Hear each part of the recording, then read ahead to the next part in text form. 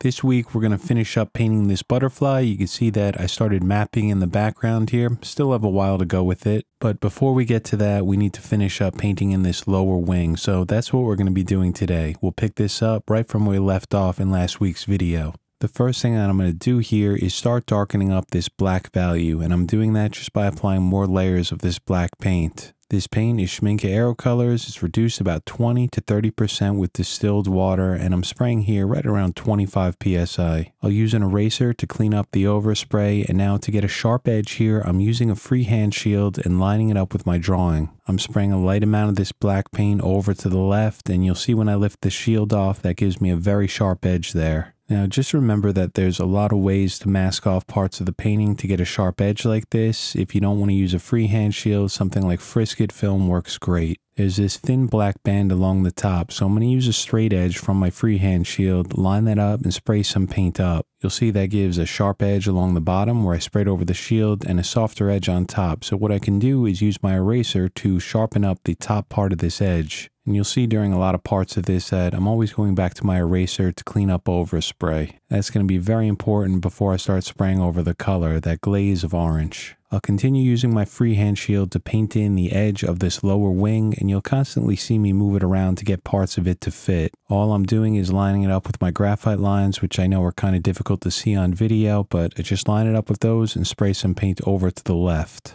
Now for the lower part of the wing, I can use that background mask that I talked about in last week's video, line this up and spray some paint up. The really nice thing about a custom cut shield like this is that I don't have to worry about any overspray getting into the background. It's going to be nice and clean before I start painting the background in. From here, I'll start painting in those black shapes along the outer part of this wing, and I'm just going to be doing this freehand. The way I'm going to sharpen up these lines is by using my eraser. Of course, if you want to use some sort of mask like a stencil or Frisket film, that's great too. I'm just going to rely on my eraser to sharpen up the edges at the end. And one thing you may have noticed here is that these shapes are not as dark as they look in the final part of the painting that you see on the left side of the screen. And that's just because I'm going slowly. I'm building up layer by layer. So I used my shield there to continue along the lower left hand side, and now I'm going to come around one more time, add that next layer of paint, get it to a really dark value. And just a reminder, while I'm doing this in real time, I'm working very slowly. I speed up a lot of parts of these videos just so that it doesn't get too boring, but I'm always taking my time, never rushing. After I get that black paint down on the panel, I'm going to come around with my erasers to start removing the overspray from these white spots. For the majority of this, I'm just using my soft eraser because this surface called clayboard is very smooth. The paint comes right up with this type of eraser.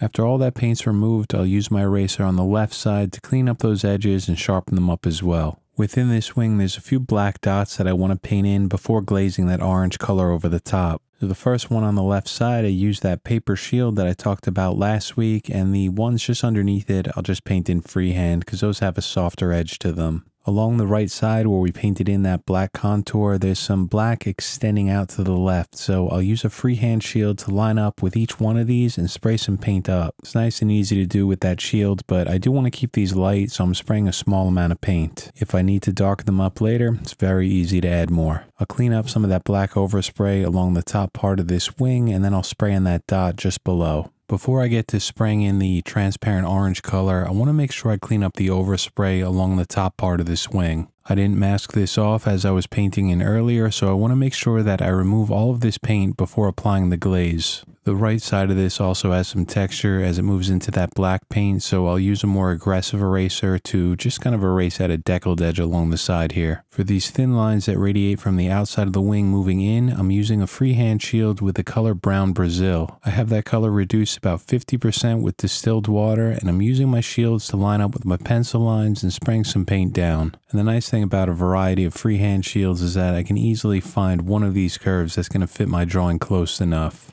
I'll switch over to my soft eraser to clean up the edges of each one of these lines, and if anything is a little bit too dark here, I can make a pass over with the eraser and that's going to lighten them up. I'll also spend a little bit more time with that eraser, making sure that this surface is clean. I want to make sure that I erase my pencil lines and any bits of paint that I may have missed. From here, I'll switch over to that paint mixture, which is about 4 parts orange to about 1 part burnt sienna, and I'm going to lightly glaze this over the top. Now this color is transparent, so anything underneath is going to show through. That's why I spent a bit of extra time making sure that surface was clear back down to that clay board. You'll also see that I'm using some freehand shields to mask off parts of the painting where I don't want paint, and I angle my airbrush away from that shield. The light source on this butterfly is above and to the left, so each one of these lines that I painted in is going to have a small highlight on top. I'm using a more aggressive ink eraser for this, and I have it sharpened to a very fine point, which I showed how to do in last week's video. And I'm essentially just drawing with this, coming in above each one of these darker shadows, pulling out the highlight on top.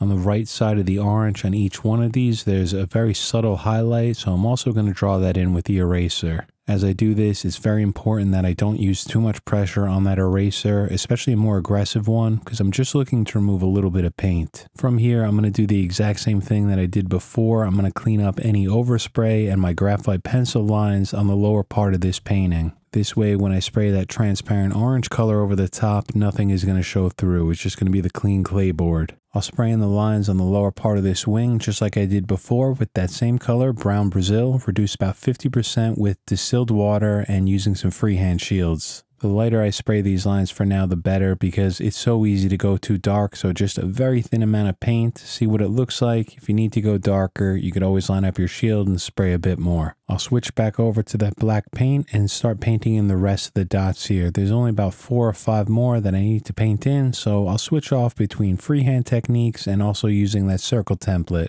And you can clearly see as I'm painting these in, I'm just following my pencil lines. If some of those lines are a bit too dark, I can lighten them up with the eraser before spraying the black paint on. So now at this point, everything is in place. I'm going to make one more pass with that eraser, make sure I clean up any paint within this area, and then I'll switch back over to that orange glaze mixture and start spraying this over the top. And for some parts of this, you'll see me using my finger to mask off parts of the painting where I don't want paint. And just a reminder, this is a transparent paint, and what's important to understand about that is the value is going to depend on how much I apply to the surface. So if I want a darker value, I spray more. And you can see on this wing that a few areas are a bit darker. That's just because I sprayed some more paint within those sections, and I was looking at my reference photo to help guide me. It's time to start pulling out some of those highlights above each one of these shadows that I painted in earlier. So right back over to that aggressive eraser, sharpened to a very thin point, and I'm just drawing in these highlights. And with an eraser like this, even an aggressive one, I can control the value of these highlights just by how much pressure is applied. You'll see along the middle part and the top parts of the wings, the highlights are a bit brighter. That's because I used more pressure, removed more paint. It just exposes some more of that clay board, giving you a brighter highlight. And from here, what I'm doing is coming around with that eraser and pulling out some of the highlights along the right side where the orange color transitions into the black. There's just a bit of white in there, a bit of a highlight.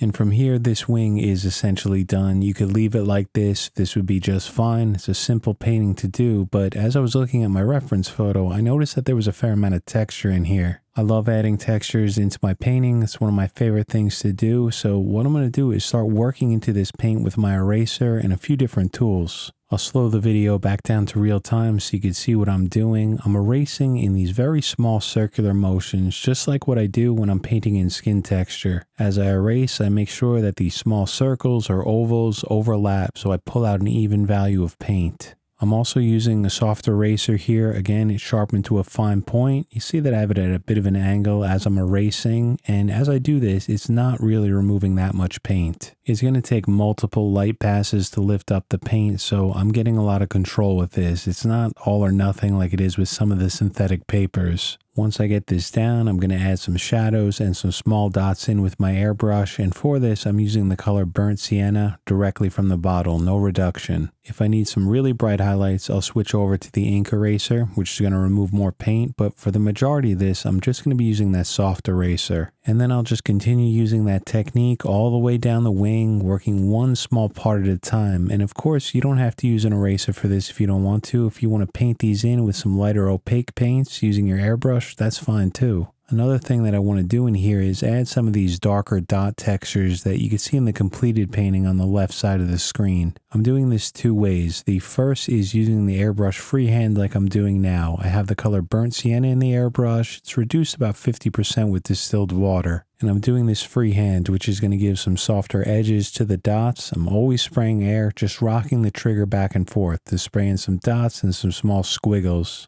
Another way that I'm doing this is by spraying over a texture stencil. This is just a piece of Mylar with some holes burnt into it. And I'll line this up where I want some texture and spray a very light amount of this paint over the top. And some of that texture is just going to get transferred through to the painting underneath. I'll combine those two techniques as I work my way down this wing, freehand for some softer dots and more precision. I could spray them exactly where I want, and then for some randomness, I'll use that texture stencil. And of course, using my favorite tool, that eraser, using the soft one in this case, to slowly work my way down, pull out those highlights and some brighter textures. That's going to be it for this one. I want to thank you guys all so much for watching this, and I do hope you picked up a few things that you might use in your own work. Thank you so much for the very generous support of the current channel members scrolling up on the left side of the screen, and I'd like to welcome the newest members this week. So a welcome to Finn, Peter for rejoining, and Ray at a very generous tier 3. Thank you guys all so much and welcome. And like always, I wish you the very best in your drawings and paintings. Have a great week, everyone. I'll see you back here next Friday.